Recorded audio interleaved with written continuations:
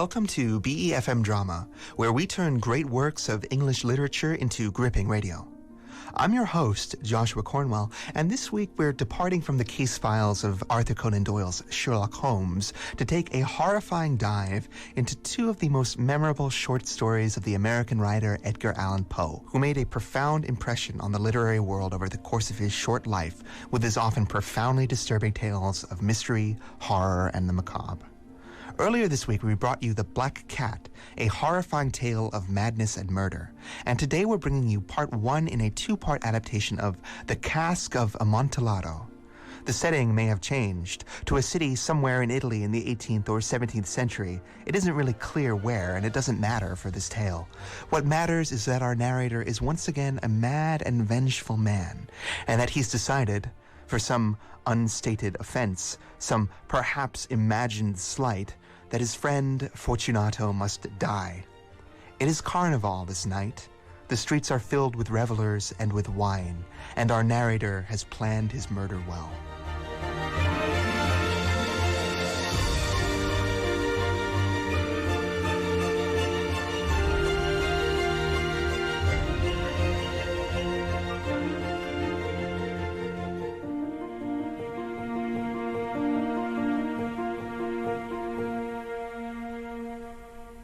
The 1,000 injuries of Fortunato I had borne as best I could, but when he ventured to insult me, I vowed revenge. You, who so well know the nature of my soul, will not suppose, however, that I gave utterance to a threat. At length I would be avenged.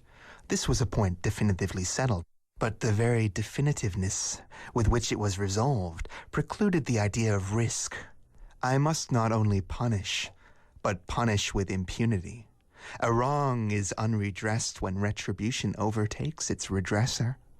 It is equally unredressed when the avenger fails to make himself felt as such to him who has done the wrong. It must be understood that neither by word nor by deed had I given Fortunato cause to doubt my goodwill.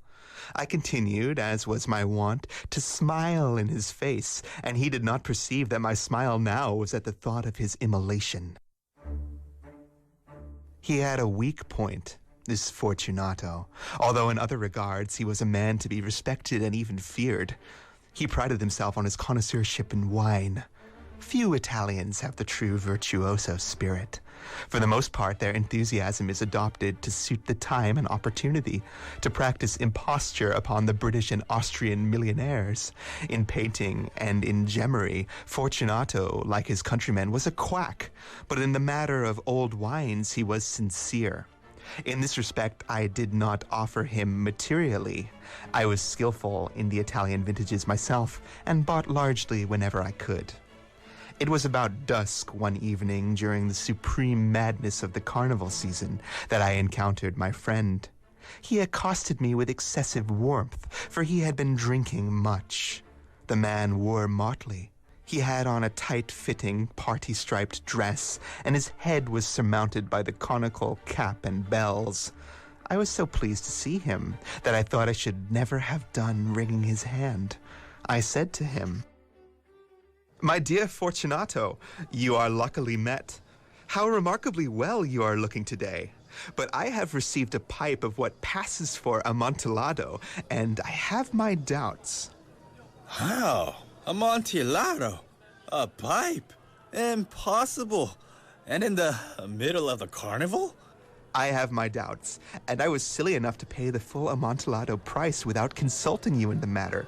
You were not to be found, and I was fearful of losing a bargain.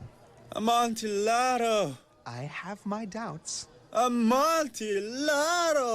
And I must satisfy them. Amontillado. As you are engaged, I am on my way to Lucchese. If anyone has a critical turn, it is he. He will tell me. Lucchese cannot tell Amontillado from sherry. And yet some fools will have it that his taste is a match for your own. Let us go. Whither? To your vaults. My friend, no. I will not impose upon your good nature. I perceive you have an engagement. Lucchese... I have no engagements. Come. My friend, no. It is not the engagement, but the severe cold with which I perceive you are afflicted. The vaults are insufferably damp. They are encrusted with nitre. Let us go, nevertheless. The cold is merely nothing. Amontillado! You have been imposed upon, and as for the Lucchesi, he cannot distinguish sherry from Amontillado.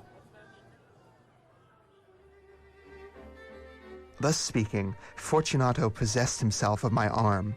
Putting on a mask of black silk and drawing a cloak closely about my person, I suffered him to hurry me to my palazzo. There were no attendants at home. They had absconded to make merry in honor of the time. I had told them that I should not return until the morning, and had given them explicit orders not to stir from the house. These orders were sufficient, I well knew, to ensure their immediate disappearance, one and all, as soon as my back was turned.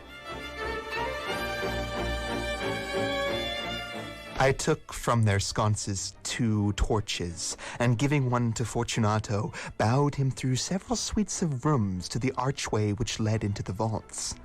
I passed down a long and winding staircase, requesting him to be cautious as he followed. We came at length to the foot of the descent, and stood together in the damp ground of the catacombs of the Montresors.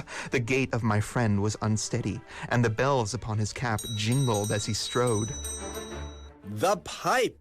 It is farther on, but observe the white webwork which gleams from these cavern walls. He turned towards me and looked into my eyes with 2 filmy orbs that distilled the rheum of intoxication. At length he spoke. Nitre? Nitre? How long have you had that cough?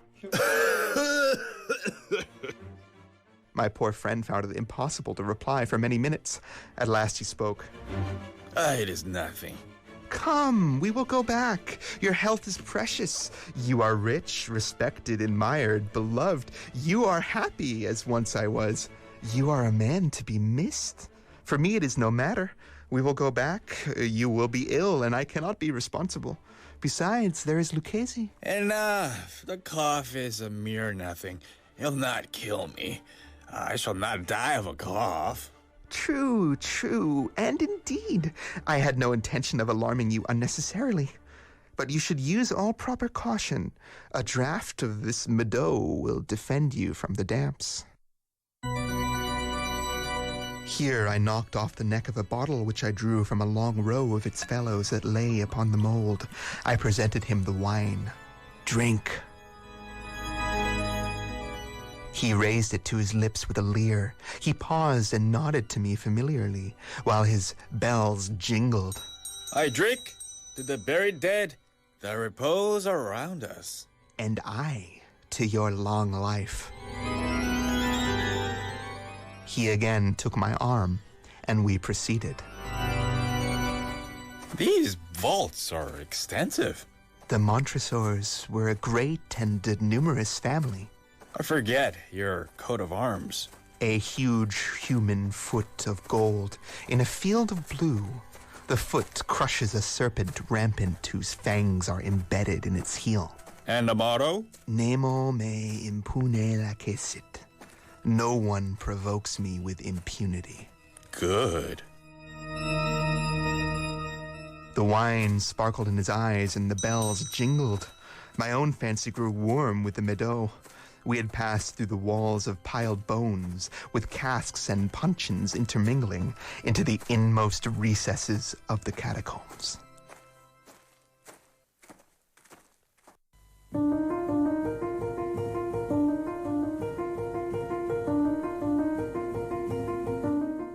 And so Montresor leads Fortunato deeper and deeper into his family crypt. He promises a rare vintage of Amontillado, a wine to savor and enjoy together. But in his heart there is only murder, cold, unreasoning, mad revenge, and a hate that has no explanation. Fortunato is drunk and happy, flush with carnival, but surely he must feel the chill insidiously creeping deeper into his heart as, step by step, he makes his way deeper into the crypts of the family Montresor, surrounded by the bones of his strange companions' long-dead relations, and by the wine which warms him and clouds his mind to the very real threat he's facing. What will become of Fortunato, and will Montresor have his final revenge for whatever sin he imagines his friend to have committed? Find out tomorrow evening here in the second and final part of our adaptation of the Cask of Amontillado here on BeFM Drama.